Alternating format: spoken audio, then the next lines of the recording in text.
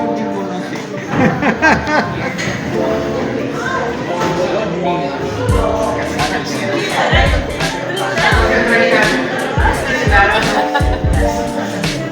Ustedes están en la cola, yo prefiero.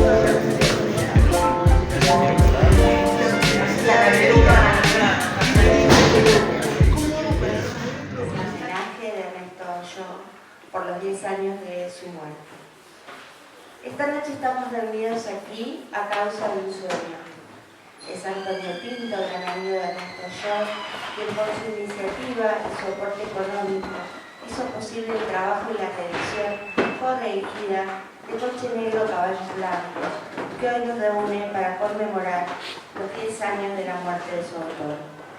Por eso, además de agradecer a la familia Yo, a sus amigos aquí presentes, Cristina Piña, Oscar Barnefín, Hugo Becasese, Marcelo Zapata, y a la casa que tan generosamente nos recibe hoy, el Museo Ricardo Guiraldes, me permito compartir con ustedes, en la voz de su amiga y poeta María Lanese, la afectuosa carta que Antonio Pinto nos ha transmitido para leer esta noche y celebrar así la literatura y la vida de su querido amigo y escritor Ernesto Yo.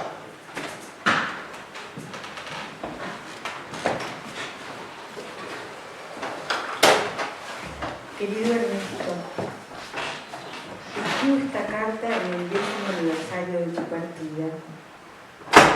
Esta nueva edición de tus cuentos tiene para mí un significado particular. Es como saldar una deuda moral, pero sobre todo un agradecimiento por toda la ayuda que supiste darme durante el tiempo que viví en Argentina, tiempo en que traté de convertirme en periodista y donde logré desempeñarme como tal. La primera edición de tus cuentos fue publicada en el año 1989, año en que yo decidí volver a Italia, habiendo terminado mi aventura argentina. Recuerdo también que en el año 1988 se publicó El placer desbocado, que fue tu tercera novela. No olvido que me dijiste: Antonio, las palabras son el medio por el cual podemos cambiar el mundo. Si aprendes a manejarlas con cuidado y precisión, podrás influir en las personas y abrirles la mente. Yo sigo escuchando aquellas palabras, convencido de que es esta la imprudencia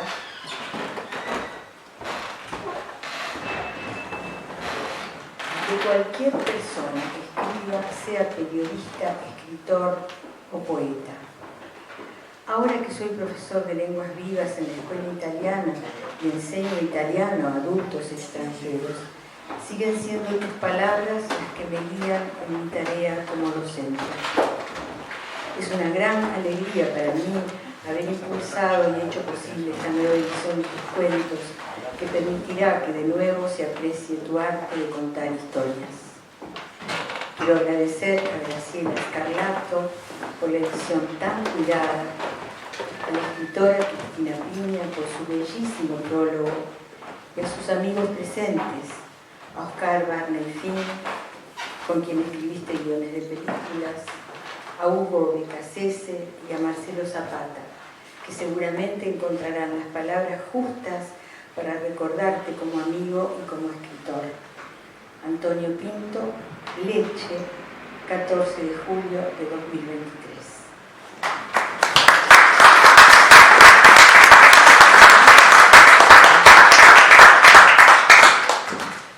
Bueno, nos invitamos a escuchar ahora en primer lugar a la autora, la licenciada Cristina Piña, que nos va a hablar sobre el libro y sobre el libro.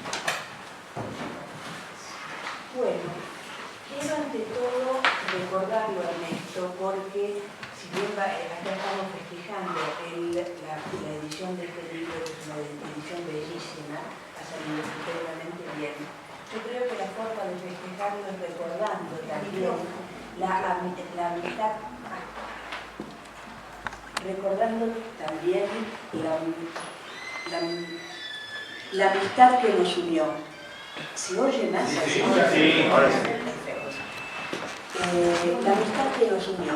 Yo lo conocí a Ernesto cuando tenía 12 años, es decir, que yo no existía prácticamente, pero era amigo de mis padres, sobre todo de mamá, que estaba vinculada con la literatura y también en ese momento con la televisión. Y así lo conocí, y fue muy gentil conmigo, no me ignoraba como me ignoraban algunos otros, que como tenía ansiedad tan inmediata en el momento, yo desaparecía.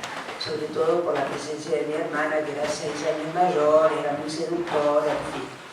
Ahora bien, después mi madre murió, entonces hubo muchos años en los cuales no me vi con Ernesto, hasta que cuando yo empecé un programa en Radio Nacional, en Radio Municipal, era Radio Municipal en ese momento, en Radio Municipal que se llamaba La Escritura, donde yo entrevistaba a escritores fundamentalmente, yo invité a Ernesto y, aparte de entrevistarlo, tomamos un café y reanudamos la relación con una enorme, diría, frecuentación que fue muy importante, porque yo iba a casa de él, él venía a casa, y cuando venía a casa era especialmente gentil y amoroso con mi hija y después con mis nietos.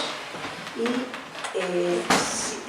no solamente es el hecho de reunirnos y de un poco lo que hacíamos siempre era comentar lo más nuevo que habíamos leído, intercambiábamos libros, intercambiábamos música clásica, pero también Ernesto he tenido el honor de que Ernesto me diera algún manuscrito para leerlo, cosa que hice con total fascinación. Pero además de eso, Ernesto me abrió una puerta muy importante. Recordarán ustedes que fue director del Teatro San Martín y ante la democracia, y me llamó para que nada más y nada menos tradujera Ricardo III de Shakespeare. Yo le pegué un susto antológico, le dije de ninguna manera, ni para atrás ni para adelante, y no hubo caso. Me dijo, lo tenés que hacer, porque si no me enojo con vos. Y bueno, yo me quedé con ese encargue tremendo, tardé un montón para traducirlo, tardé como 4 meses, cosa que nunca más he hecho con otro Shakespeare, pero era el primero. Entonces, bueno, lo logré hacer y después me tranquilicé del todo cuando trabajamos sobre el manuscrito que yo había hecho en traducción para ir acortándolo y adaptándolo a una puesta en escena, y eso lo hice con Agustín Aleso, porque estuvo dirigida por Agustín y actuada, entre otros actores, por Alfredo Alcorni. Es decir, que tuvo muchísimo nivel y fue verdaderamente un regocijo escuchar las palabras que yo había traducido en boca de todos ellos. Desde ese punto de vista, como logré hacerlo, Ernesto me dijo, ¿ves que yo te conozco más que vos? Y tenía razón, porque yo sabía que lo tenía que traducir. Y bueno, yo obedecí asustadísima, pero al final las cosas salieron bien. Y después de esto también hay un encuentro que yo creo que es inolvidable para mí, en París. Yo estaba en París por una beca, que tenía 4 meses en París, y en el interín viene Ernesto, viaja, y nos ponemos por supuesto en contacto y almorzamos, comemos, y un día que fue maravilloso, fuimos a Rouen. Fuimos a Rouen, Ernesto, su sobrino y yo. Y tuvimos el placer de que Ernesto nos guiara dentro de la Catedral de Rouen.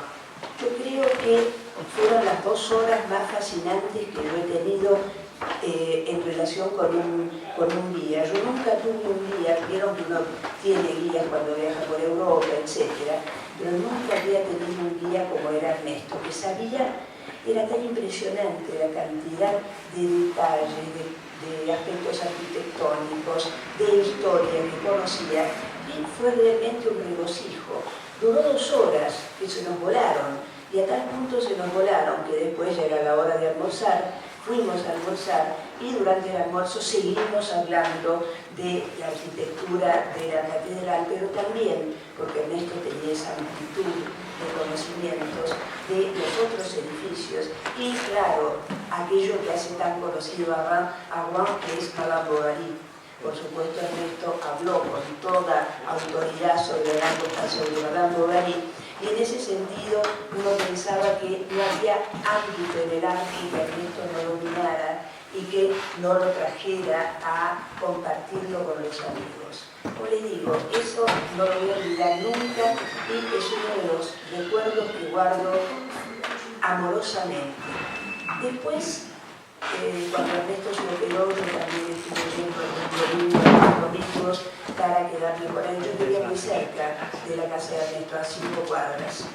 Y también estuve en eso, pero bueno, fue una pequeña ayuda cuando él estuvo bastante tiempo internado en su casa. Después Ernesto murió y yo guardé todos estos recuerdos y otros más con profundo cariño, porque a través de todos esos encuentros y coincidencias se fue formando una amistad muy sólida y que para mí fue profundamente significativa. Ahora bien, Ernesto era ante todo un escritor y eso se ve, creo, maravillosamente en este libro de cuentos. Es el único libro de cuentos de Ernesto, pero cada uno le da un poco de pena porque son buenísimos los cuentos y va en los 3 tipos de cuentos que tiene, va a ser una pericia impresionante. Los 3 tipos de cuentos son los cuentos fantásticos, los cuentos realistas y los cuentos históricos. Cada uno de ellos tiene características que demuestran el conocimiento y la fluidez de Ernesto con el género cuento.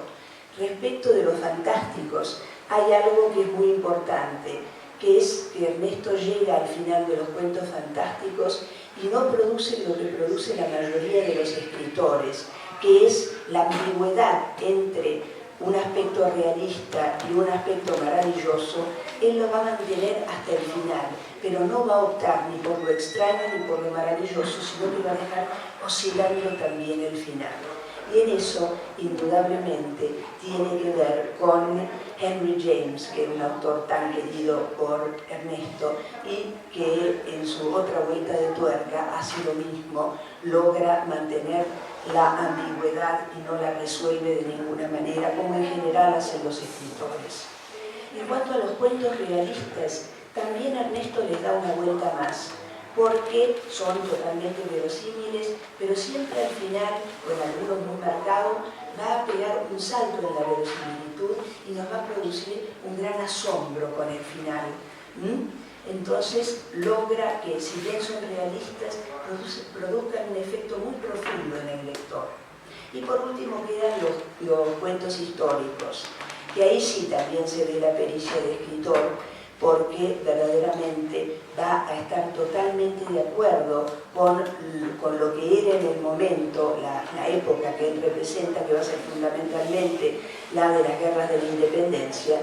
Va a estar perfectamente adecuado el lenguaje, la ubicación, los personajes, pero al mismo tiempo va a mantener esa fluidez y esa belleza en el estilo, que creo que es una de las características que más vemos aparecer en Ernesto. De esta manera tenemos entonces los 3 tipos de cuentos que van a estar espléndidamente representados en este cuento. Y ahora voy a leer el comienzo de uno de los cuentos. ¿Por qué? Porque siempre los escritores decimos que cuando hay que leer el comienzo de una novela o el comienzo de un cuento para saber si son buenos, porque cuando de entrada nos capturan es que va a ser buena la novela o el cuento. Acá voy a ver cómo lo hago. ¿Tenemos un minuto? Sí, sí.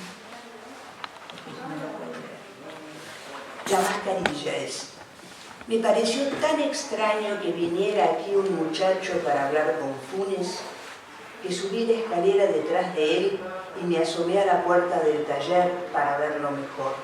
Adentro estaba siempre tan oscuro y sucio que no sé cómo hizo el visitante para distinguir a Funes de las esculturas cubiertas con trapos que tiene allí amontonadas. Ya acá nos podemos dar perfectamente cuenta de la atmósfera del personaje y se nos ha abierto un mundo que es el que va a desarrollar en el cuento. Hasta aquí llega mi homenaje a Ernesto, y lo que quisiera decir para cerrar es que se siente su falta. Yo por lo menos la siento mucho. Y Y en todos mis cumpleaños Ernesto venía y se sentaba en el mismo sillón, y no hay cumpleaños que yo festeje en que no lo extrañe en su sillón de siempre.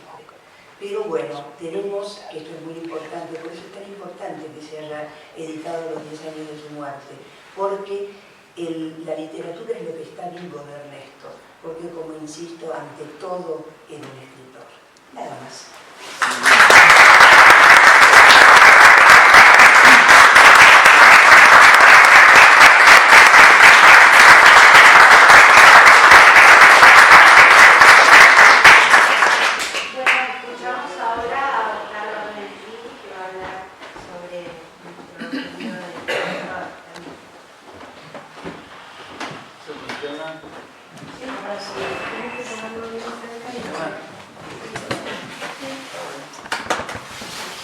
Es muy difícil y muy fácil a la vez evocar. Yo pensé en el encuentro de hoy, pensé y revolví, porque yo junto cosas, entonces los mails, las cartas, las postales, los libros, y de pronto me encontré con un texto de los últimos que él escribió, en donde recorría Buenos Aires, los lugares de Buenos Aires, así como recorrió los lugares de la infancia, y donde indudablemente aparecía un Ernesto diferente al resto de cosas que había hecho. Es decir, la intelectualidad que rodeó siempre a Ernesto y a su mundo, a veces no dejaba ver las otras cosas más simples que tienen que ver con los sentimientos, con la afectividad. Y de pronto, en este relato que alguna vez estuve ahí merodeándolo en el Hospital Rivadavia, él sale a pasear con Simón, con su perro, y él de pronto ve un eucaliptus que veía en su infancia y que tenían ya como 80 y pico de años y seguía estando ahí parado, y es una reflexión. Y hoy pensé, dije, qué ganas de ir a ver si estaba en pie, porque esas historias que hablan del paso del tiempo y de aquellos que lo compartimos, lo observamos y de pronto lo dejamos. Esto mismo que me decía, que dice Ernesto en su pequeño relato, me lo decía en la realidad una mujer también bastante longeva como Susana Freire, que dice, cada vez que voy a San Isidro y paso con el coche por Libertador, miro hacia la izquierda, porque ahí sigue estando la palmera que plantó mi madre cuando yo era chica. Estas cosas, estas referencias son aquellas que en esta última etapa Ernesto rescataba, vivía y le gustaba de alguna manera reconocer. Yo creo que cuando él cumplió sus 80 años, como ocurre muy a menudo, es como una vuelta de tuerca distinta, es como que hay cosas que se aproximan más, y él las tenía presentes. Y él seguía escribiendo, seguía poniendo sus afanes en cosas futuras, porque el proceso que él hizo con el Tango del Paraíso, que por suerte reconocen, premian, pero premian un poco tarde, premian con el tiempo suficiente para que él en el CEMIC se entere de que ese premio está, pero no para disfrutarlo. Y él, si quería hacer algo más allá del periodista, del comentarista, del hombre que era, él quería ser un escritor. Él quería ser un escritor, eso era lo más importante para él. Y con sus obras, desde Función de Gala, el más, él lo fue logrando, pero no con esta adultez que él tenía en este final, en esta obra que terminan premiando, que es una pena que no hayamos tenido tanto acceso. Y él madura de una manera en donde yo creo que se da cuenta de la necesidad de los sentimientos. Y esto para mí es maravilloso descubrirlo en las personas que uno lo rodea, las personas amigas, encuentros, son más el tête-à-tête de eso, de la vida, del camino transcurrido. Entonces yo cuando trabajábamos, porque lo que también yo encontré en Ernesto, es un hombre de una gran riqueza es decir, una gran formación, de un gran conocimiento. Entonces cuando nosotros nos juntábamos para trabajar en los distintos trabajos que hicimos, yo creo que hay unos mejores que otros y que nos divirtieron más, aprendimos un poco más a conocernos.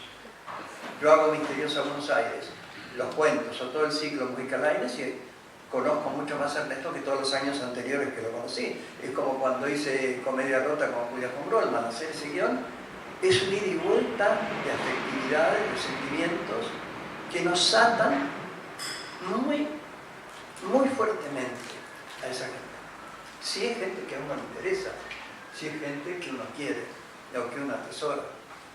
Y creo que esa no prevista partida de Ernesto, porque nadie supuso que iba a ser tan rápida, ni que las cosas iban a dar como se dieron, ni que íbamos a estar hablando de él en un restaurante cercano esa noche del velatorio, ni que yo iba a estar parado frente a ese féretro que entraba a esa filmación. Entonces, bueno, todo esto está en la cabeza de uno, trabaja, va, viene, pero estamos aquí valorizando al escritor que vuelve a estar presente. Y ese hombre yo lo encontré mucho en aquellos libros que hicimos, y que no fueron pocos. Y que nos juntó a la televisión, que nos juntó el guión, que nos juntó a Misteriosa Buenos Aires, a Sangre Fría, Las Cuatro Caras para Victoria.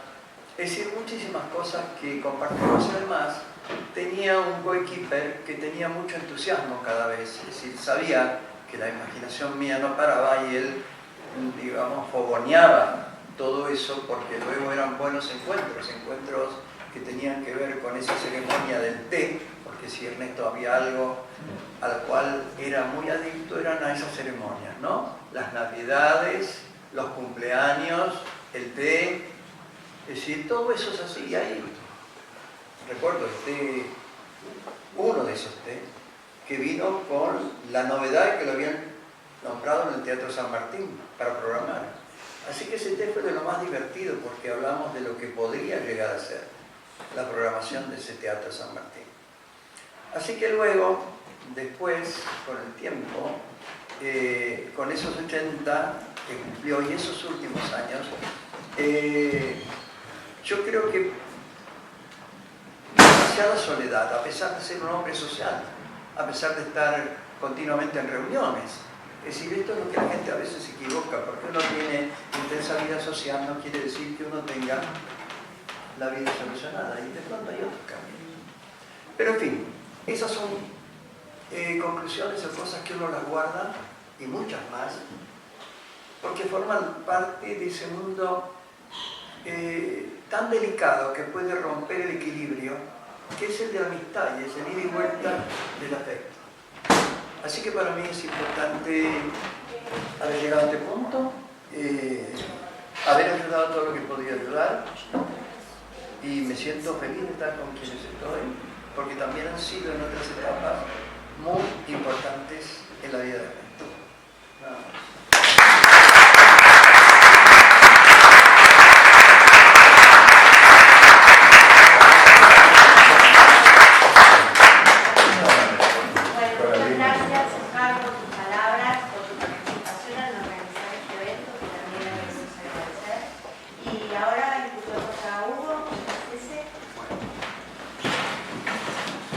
Bueno, las cuatro personas que estamos sentados acá para hablar de Ernesto, de buscar a Ernesto, tenemos no solo en común esa amistad.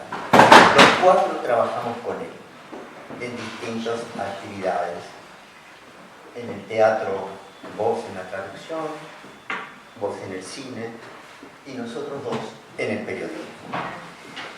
De todos modos, soy Nora, sí, me refiero a lo que vamos a hablar. Hay muchas personas acá que han trabajado con él.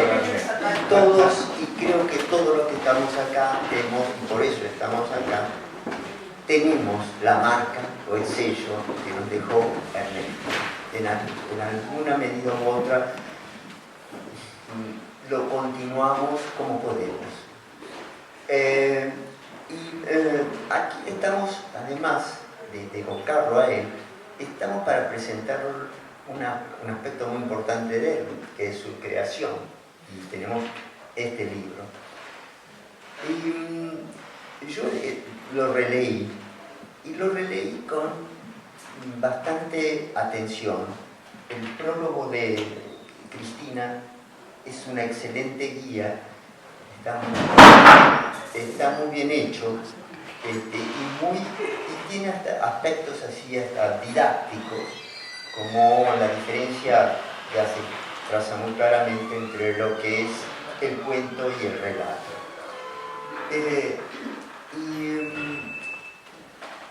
Ella también recordó un aspecto de Ernesto que es fundamental, y era el amor por el arte, el goce que tenía por el arte y el conocimiento del arte que tenía. Y eso está en este libro. Vos hablaste de los cuentos históricos, ¿no? Y es muy curioso porque esos cuentos que están al principio, ¿no? Y que datan el primero del año 50, o sea que él tenía 25 años en esa época, ¿no? Y sus 25 años coinciden con una fecha muy importante, que él cumplió los años el 12 de octubre, ¿no?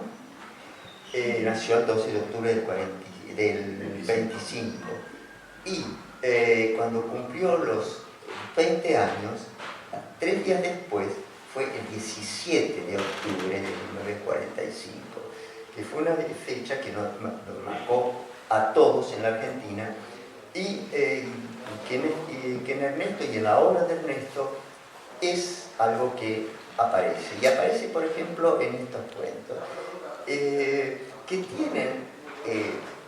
hay un cuento de Ernesto que fue premiado en un concurso de eso, ¿no? Y ese tenía como jurado a Jorge Luis Borges, a Mujica Lainez y a Juan Villa, bueno, si la pelota pasó o no, el match point, si pasó, el se quedó, el azar, si eso pasa o no pasa, ¿no? Bueno. Perdóname, ¿vos no crees que esto también es muy manucho?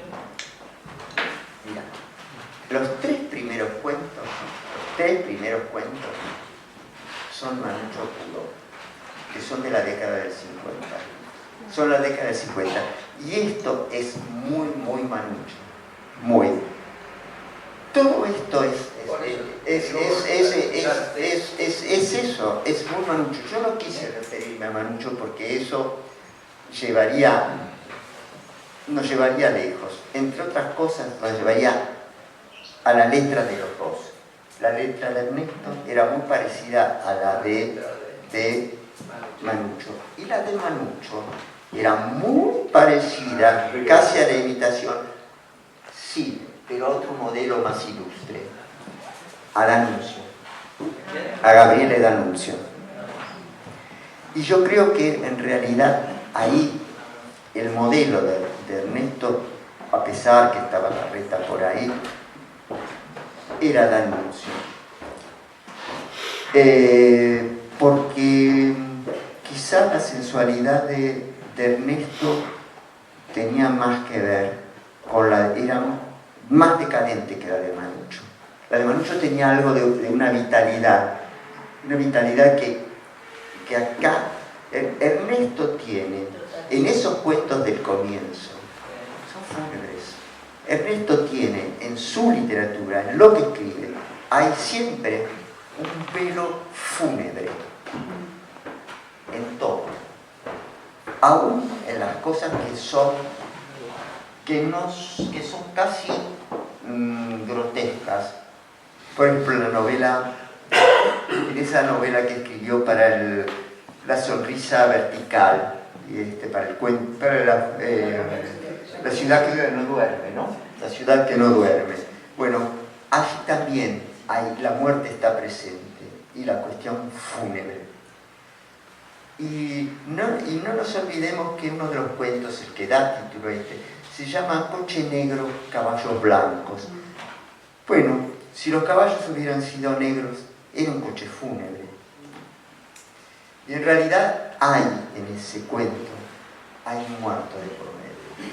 Hay un muerto y alguien muerto violentamente. Yo he querido evocar al Ernesto escritor.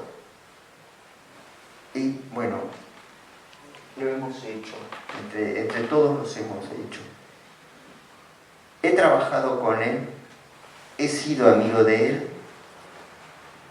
y he apreciado muchísimo todo lo que me enseñó y sobre todo hay una cosa que fue muy importante, como dijo muy bien Oscar, él sobre todo quería ser un escritor y le costó muchísimo ser un escritor, lo era desde el comienzo. Nada de lo que él escribió como periodismo deja de ser literatura, porque el periodismo en ciertas plumas es literatura, en la de él era literatura, pero él quería ser escritor de libros. Tardó muchísimo, le costó muchísimo, años de psicoanálisis, y su primer libro fue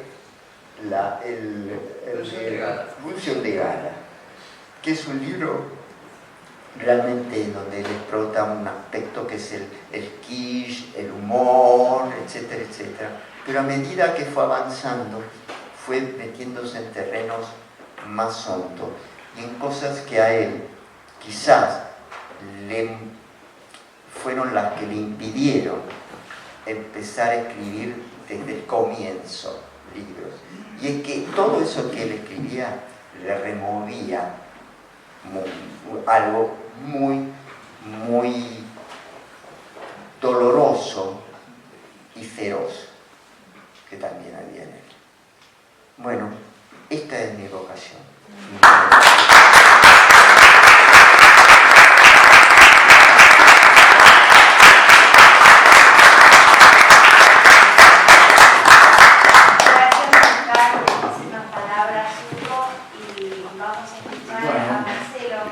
Después de estas tres estupendas semblanzas que han hecho mis compañeros de mesa, voy a agregar algunas pinceladas.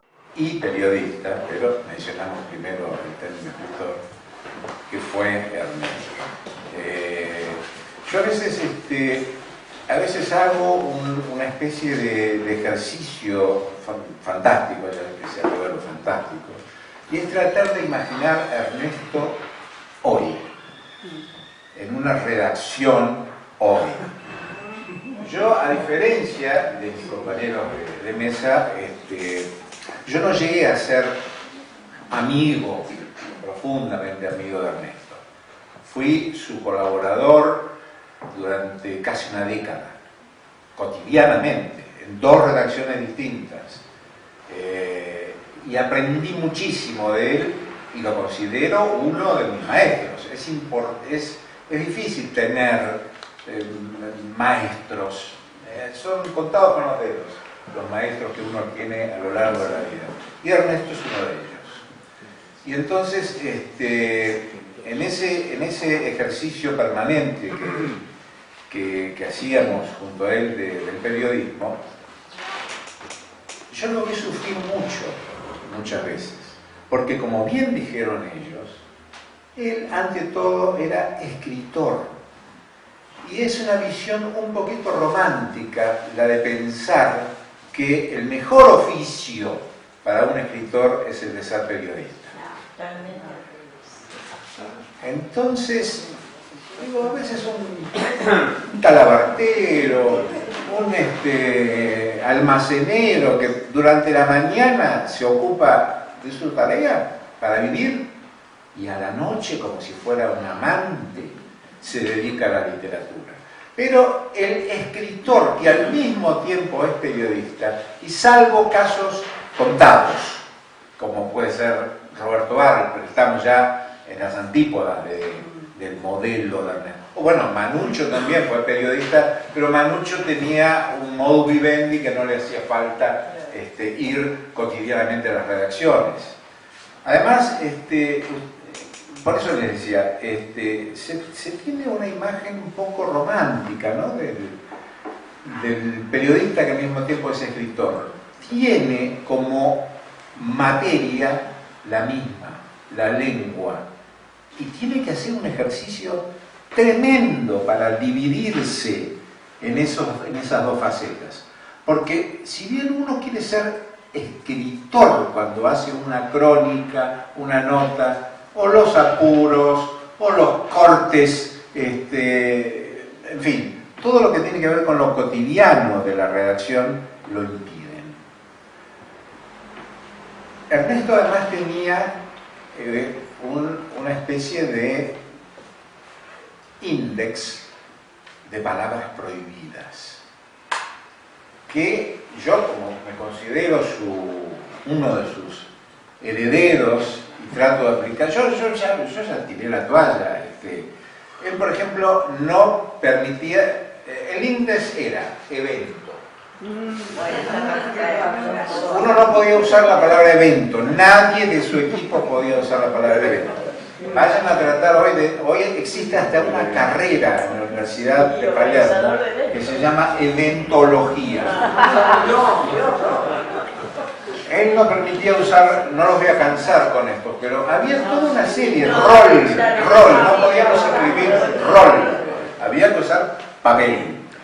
No podíamos escribir efectivo cuando no se hablaba, había que usar eficaz, es decir, no usar el adjetivo eficaz en lugar efectivo cuando se debía usar eficaz. Es decir, todo un catálogo. Pero yo no menciono esto como dato de color, sino para revelar un poco lo que era la armadura, ¿no? La armadura, el esqueleto lingüístico de Ernesto contra una realidad periodística que era poco a poco cada vez más hostil.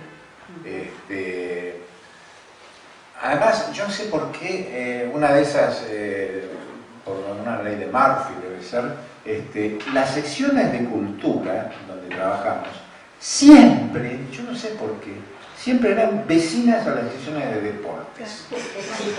Es una especie de maldición.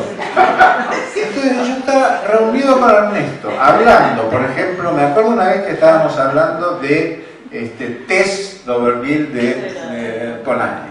Y al lado gritando el gol que acababa de hacer fulanito. Esa era, y Ernesto se sobresaltaba con cada gol que se gritaba a 2 pasos de él. Entonces, esta es una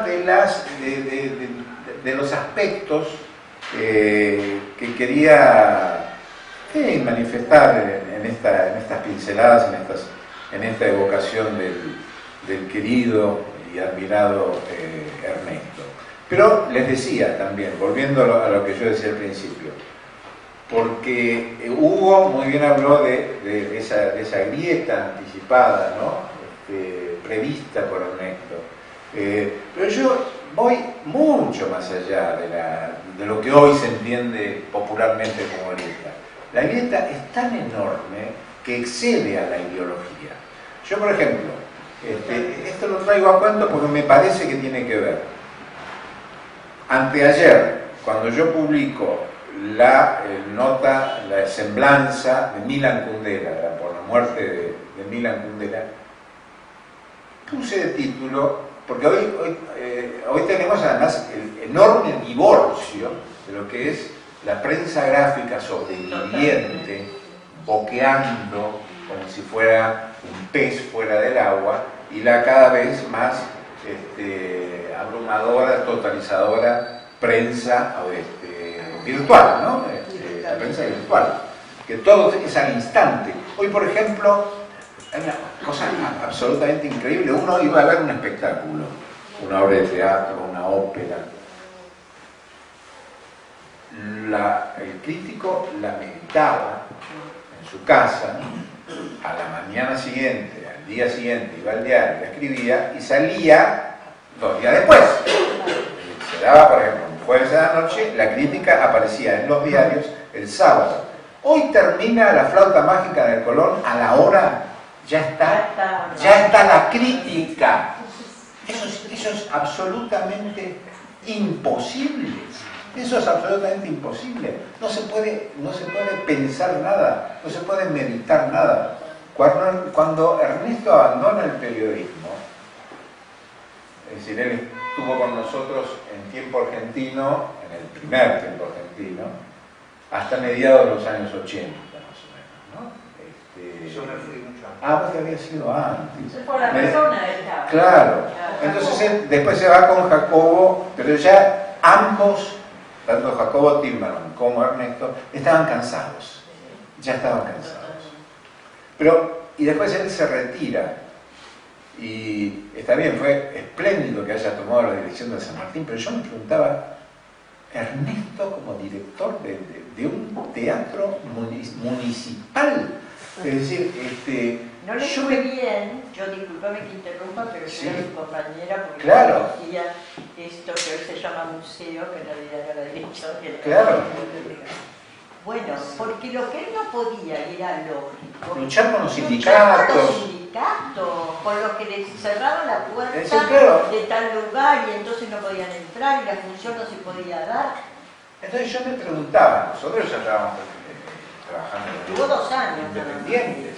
Yo pensé que menos todavía. Bueno, a lo mejor 1 año y algo. Es decir, cuando a Quive lo trasladan al Teatro Colón y a él lo nombran en San Martín, yo La decía, realidad se pero empezaba, yo no me alegré, yo confieso que no me alegré. Yo tampoco. Yo decía, pobre Ernesto, Me pasó muy pobre mal. Ernesto, porque la debe haber pasado muy mal. Pero además me acuerdo de las reuniones, mi Claro. gabinete, qué sé yo. Entonces, bueno, pero, digamos, calculen ustedes, cuando Ernesto se retira ya del periodismo en La Razón de Timmerman matutina, las redacciones todavía ni siquiera estaban informatizadas.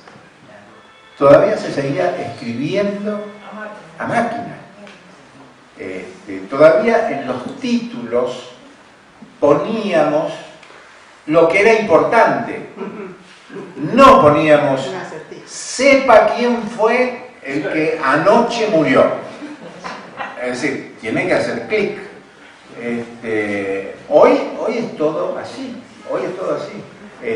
Antes se decía en broma, que el periodismo era aquello que ocupaba el lugar que dejaba libre la publicidad.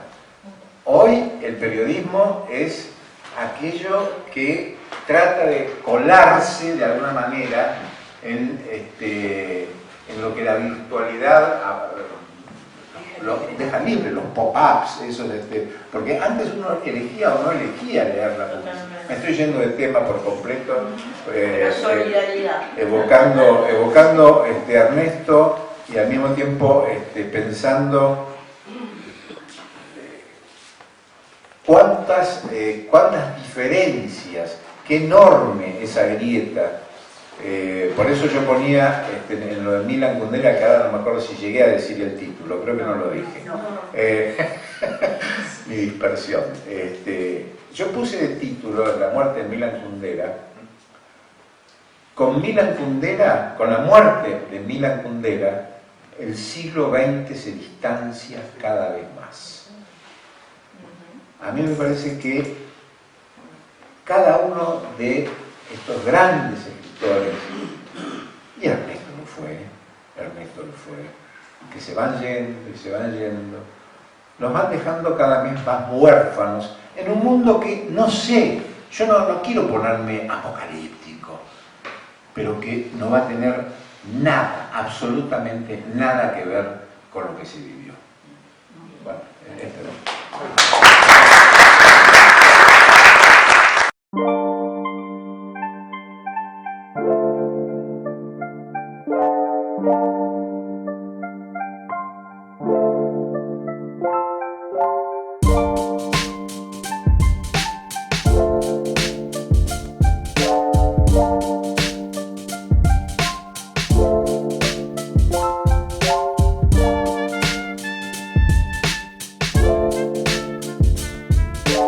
Gracias.